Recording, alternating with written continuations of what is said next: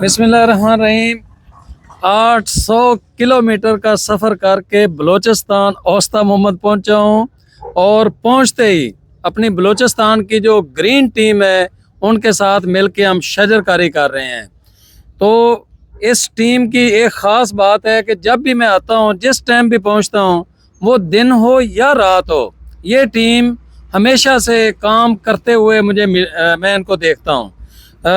Rice भाई, मेरा ख्याल है 2019 में जब मैं आया था तो कितने दोस्त मेरा इंतज़ार कर रहे थे और हमने किस जगह पे पौधा लगाया था? सर ये नूरमुन क्लब है, 10:30 के 11 बज रहे थे, हमने वहाँ पे पौधे लगाए थे। अल्हम्दुलिल्लाह वो पौधे आज दरख्त बन चुके हैं। तो कितने लोग आप इंतज़ार कर रहे थे? 30-40 लोग थे सर हम। 30 से 40 लोग ये मेरा इंतज़ार कर रहे थे और रात को पहुंचते ही हमने शजरकारी की थी और आज वो माशाल्लाह दरख्त बन चुके हैं। इंशाल्लाह आपको वो भी दिखाऊंगा। तो मैं जी ग्रीन बलूचिस्तान के हवाले से हम इस वक्त तक जो यहाँ पर प्लांटेशन कर चुके हैं, रईस भाई कितने हज़ार? सर तकरीबन 30,000 से ज्यादा पौधे लगा चुके हैं हम। और अभी जो ट्रक आ रहा है उसमें कितने पौधे हैं? सर ये 5,000 का ट्रक आ रहा है इस बार। तो अभी पौधे आ रहे हैं, लेकिन कुछ पौधे मैं अपने साथ लेके आया था। तो हम पहुंचे हैं, पहुंचने के साथ ही हमने यहाँ पर प्लांटेशन शुरू कर दी है।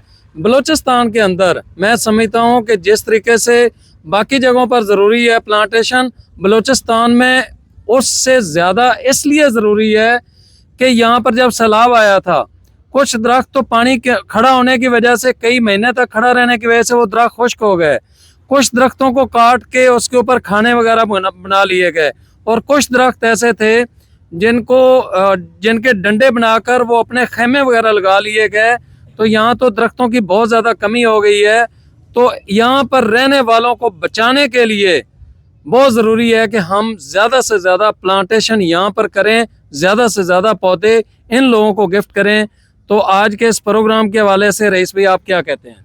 पहले तो सर आपको वेलकम, बलसान में वेलकम कहता हूं मैं कि आप 2019 में जब आप नेशनल टूर पे थे तो बलसान आए थे आप। उसके बाद जब हमारे पास सैलाब आया, मुसीबत की घड़ी थी, उस टाइम भी आप आए थे।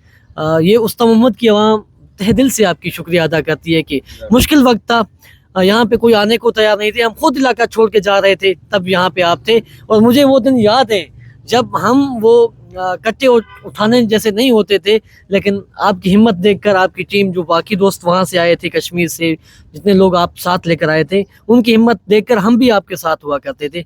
उसके लिए बहुत बहुत शुक्रिया। और सर जैसे आपने कहा कि यहाँ पे बहुत ज़्यादा शजरकारी करने की ज़रूरत है, तो बताता चलूँ कि बलूचिस्तान में ज़ेर ज़मीन पानी बहुत नीचे होता जा रहा है। हमारा जो अपर बेल्ट है, बलूचिस्तान का कोटा का अपर बेल्ट है, वहाँ पे बागात खुश्क हो गए हैं। और ये जो हमारा ग्रीन बेल्ट है, यहाँ पे भी आज से 5-6 साल पहले जब हमने शजरकारी स्टार्ट की तो दरख्त बिल्कुल नापीद होते जा रहे हैं, क्योंकि इस इलाके ने 4 से 5 सैलाब झीले हैं। तो अभी अल्हम्दुलिल्लाह आपकी तवज्जुह से, दोस्तों के तवज्जुह से जो हम शजरकारी कर रहे हैं, लोगों में शऊर आ रहा है। अगर यहाँ पे जो हमारे ग्रीन टीमें हैं पूरे पाकिस्तान की, गुलाम सुल की तवज्जुह से अगर वो शजरकारी करेंगी तो इंशाल्लाह ये इलाका ग्रीन होगा। ये पूरे पाकिस्तान के लिए बेहतर है, क्योंकि यहाँ पे रकबा इतना बहुत ज़्यादा रकबा है कि यहाँ पे लाखों नहीं करोड़ों अरबों दरख्त लगाए जा सकते हैं सर। शुक्रिया।